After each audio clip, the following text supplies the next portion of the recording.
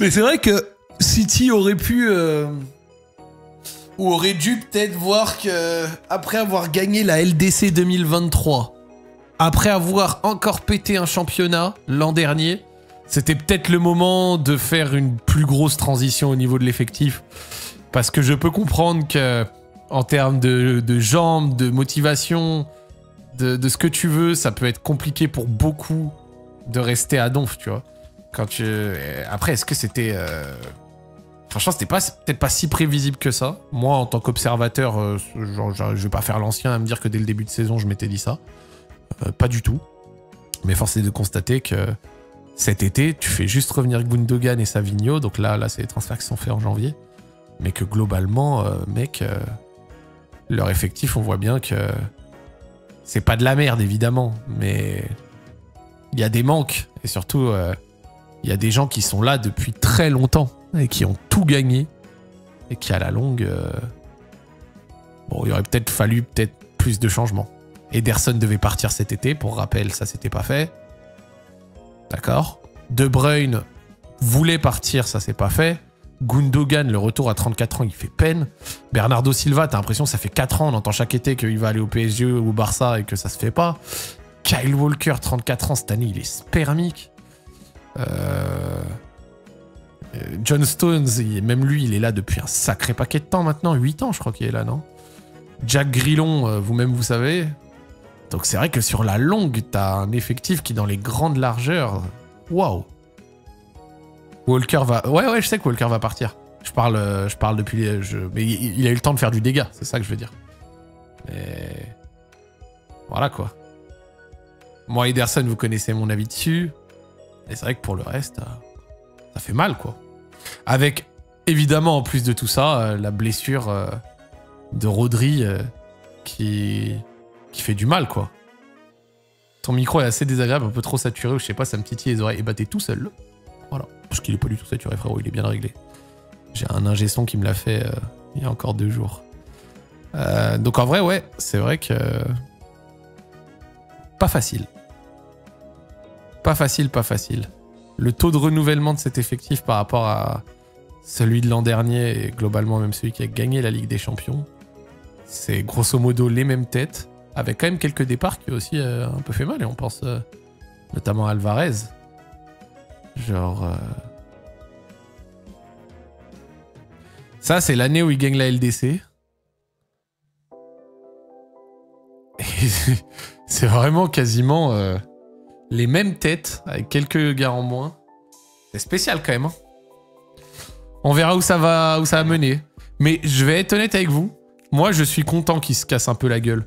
J'aime pas quand une équipe domine trop longtemps. Genre, ça y est, c'est bon, frère. Genre, vraiment, j'aime bien. Ça me va bien qu'il se casse la gueule. Qu'il se casse la gueule une saison, ça reviendra plus tard. Oui, les 4 fantastiques, ça va sans doute assez rapide. Et c'est assez mérité sur ce qu'on voit dans ce début de match. Fin de cycle, je suis pas trop inquiet, ça va renvoyer 300 millions cet été, c'est tout droit. Ouais, je suis d'accord. Mais je vais être honnête avec toi, voir City mettre 90 millions d'euros sur 2 décès de moins de 22 ans. Il y a quelqu'un qui a dit sur Twitter un truc, un anglais là récemment, une tech qui était... je suis bien d'accord avec... j'étais bien d'accord avec lui. C'est que le football est devenu trop centré autour des jeunes joueurs. Et je suis d'accord sur ça. City, quand ils se reconstruisent après 2016-2017, la première saison de Guardiola, et qu'ils vont chercher beaucoup de joueurs, là, on peut se le faire, hein, vite fait, hein, en 2 secondes avant de continuer. 2016-17, hop. Donc c'est la première saison de Guardiola. Et après cette première saison, donc où ils se font sortir par Manchester City, il va investir. Donc ils vont chercher des jeunes. Regardez Gabriel Jesus, ils vont chercher Leroy Sané, ils vont chercher Gundogan aussi. Et ils vont chercher John Stones. Et après, il retape complètement sa défense et globalement plein de joueurs. Et regardez sur tout ce qu'ils vont chercher. Ils vont te chercher évidemment certains joueurs de 23, 27, 22, 23. Mais là, on n'est même plus sur du 23, 27, 22, 20. C'est du jeunisme, c'est-à-dire genre des joueurs 18, 19 à des très grosses sommes. Et et reconstruire avec des jeunes de 18-19 ans à très grosse somme, je sais pas. Moi, j'ai toujours été habitué que les top clubs, ils achètent plutôt des joueurs qui sont déjà des produits finis ou alors des produits proches d'être finis. C'est-à-dire, t'as pas besoin de développer. Victor Reis, t'as besoin de le développer. Koutsanov, il a moins de 3000 minutes en Ligue 1, tu vois. Genre, habituellement, ils vont chercher des joueurs déjà un peu confirmés, tu vois. Victor Reis, il est bon. Non, mais sans doute qu'il est bon quand ils vont mettre 40 millions. Je me doute que les gens qui regardent le football à City et qui décident de mettre 40 millions sur un jeune de 18 ans au Brésil, il est bon. Et ça se trouve, ça a fonctionné. Je dis pas que c'est un mauvais investissement. Ça se trouve, ça va être un monstre, tu vois. Mais je dis juste que c'est pas habituel. Qu'habituellement, cette trempe de top de clubs, ils peuvent aller chercher quelques jeunes, évidemment. Je dis pas qu'ils allaient jamais en chercher. Mais à côté de ça, ils prennent aussi le lot de joueurs confirmés. On verra ce que ça va donner. On verra ce que ça va donner. Et quand je parle jeune, je parle vraiment 17-18 ans, les gars. Genre pour moi, un joueur de 22, 23, 24 qui a déjà fait un club et des bonnes perfs là-bas, il passe dans un top club, ça va, c'est classique. Après, il y a aussi les joueurs de 27, 28, tout ça. Et c'est vrai que, genre à échelle de top club, c'est vrai que j'ai l'impression qu'il y a un espèce de gros jeunisme, quoi, qui s'est imposé. Avec ce truc de tu payes beaucoup plus un potentiel qu'une réalité, tu vois.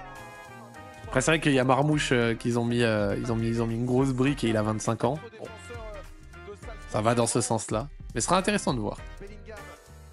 T'as que l'Inter qui va chercher des vieillards.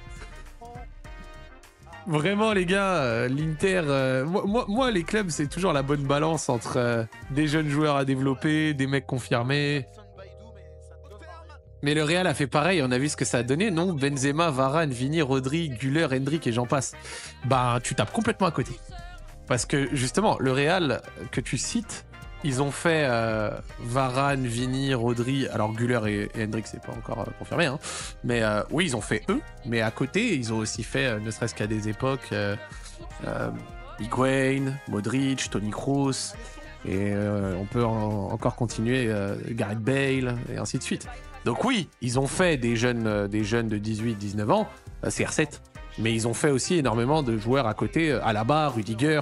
Ils ont fait un énorme lot de joueurs confirmés. Donc à l'inverse, le Real, c'est le bon mix. Tu vois.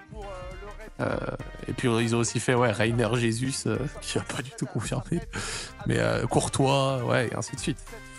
Le Real Madrid a historiquement évidemment fait jouer des jeunes, mais ils ont aussi pris beaucoup de joueurs confirmés. Tu vois. Eden Hazard qui a pas fonctionné. Pas CR7, plutôt jeune AMU, frérot. Quand ils recherchaient CR7, il y a gagné la LDC. Il me semble que... C'est quand l'année du premier ballon d'or? Il me semble qu'il a son premier ballon d'or. Donc en vrai, tonton, je le compterai pas comme un jeune. Hein. Juste que pour moi, un club qui se reconstruit, ça passe, tu vois, la jeunesse et tout ça, il n'y a aucun souci. Mais aussi par quelques joueurs d'un certain calibre. Donc, ce sera intéressant de voir City cet été. Ce sera intéressant de voir City cet été.